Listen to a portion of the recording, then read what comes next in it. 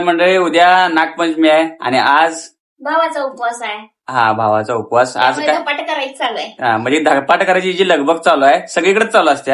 आपल्या प्रत्येक सणामागे काही ना काही परंपरा, संस्कृती, भावना आणि इतिहास दडलेला आहे.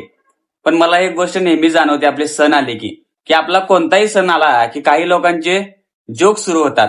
कधी एका सणावर, कधी दुसऱ्या सणावर. सणांचं महत्व काय आहे, त्यामागची भावना काय आहे हे सांगण्यापेक्षा त्यांची खिल्ली उडवणं आता सोपं झाले. अरे जोक करा, विनोद करणं चुकीचं नाही, पण जसा सणावर जोक करून कंटेंट तयार करता तसाच त्या सणाचं महत्व सांगणारा कंटेंट तयार करा की तोही चालेलच. आपल्या परंपरेमागची गोष्ट सांगा, आपल्या संस्कृतीमागची भावना सांगा, पुढच्या पिढीला आपल्या सणांचा अर्थ समजावून सांगा. आणखी एक गोष्ट महत्वाची, आता हा हिला ज्वारीच्या लया केल्या आणि हा लया निवडत बसलाय. म्हणजे आपल्या घरात लहान मुलं असतील तर आपण जे करतो, जे बोलतो आणि सोशल मीडियावर जे दाखवतो त्याचा त्यांच्यावरही परिणाम होत असतो. आपणच एखाद्या सणाची खिल्ली उडवली तर उद्या तेच मूल त्या सणाकडे आदराने बघेल का हे सांगा.